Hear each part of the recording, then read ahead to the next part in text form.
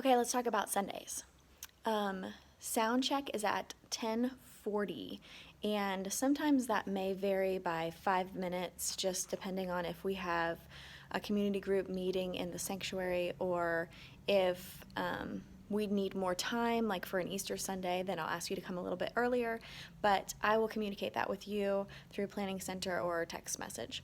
So 10:40 is the sound check, which means that we need to start running through things at 10:40. So make sure that you're here and you have your pack and your microphone already ready and on the platform by 10:40. And then we'll do a quick sound check. So we'll run Ableton and we'll run a bit of the first song. If it's something like Easter, then we may run the entire set before. It just depends. But as long as you're ready to go, we'll be able to work out all the kinks. And if there's any technical problems, we need to work those out at that time too. And then after we run through the first part of the first song, you can adjust your ears if there's something that you needed adjusted from Thursday, or if you need something adjusted just last minute. Make sure that when you're choosing what to wear, this sounds silly, it may sound silly, but it's not. Because we are videoed every Sunday and we are on social media and sometimes even on TV, it's important that we think about what we're wearing. And I know a lot of you do anyway, but in regards to leading worship, so the least amount of distractions, the better. And I know you all want to be trendy, and I do too. I think that helps connect with a lot of our congregation and a lot of the younger generation. But we also need to make sure that we're not wearing things that are too tight, or if we're raising our hands, that they don't come up, and show our bellies. You need to make sure that you're wearing shoes that you can, if you move when you worship, that you can move and not fall over like me.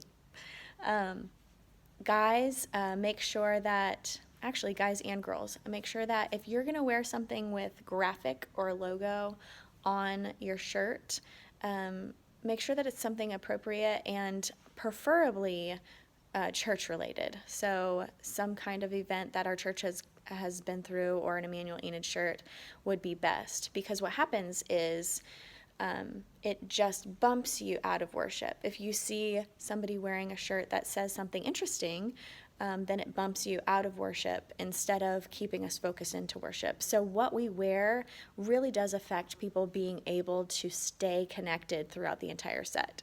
So without being legalistic, I just want to encourage you to watch what you wear and be mindful of that when you're choosing clothes before worship, because I know I have made mistakes not realizing it, and then I look back at the video and I think, good grief, I should have worn something else. So I don't want that to happen to you.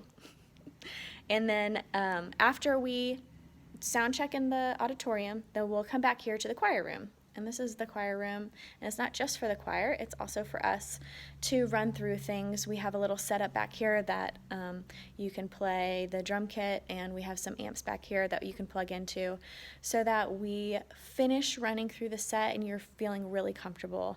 And then we'll bring it to the Lord and just ask Him to do what He wants during worship, because at this point we have already practiced and we've given our best, and now it's up to the Holy Spirit to do the rest.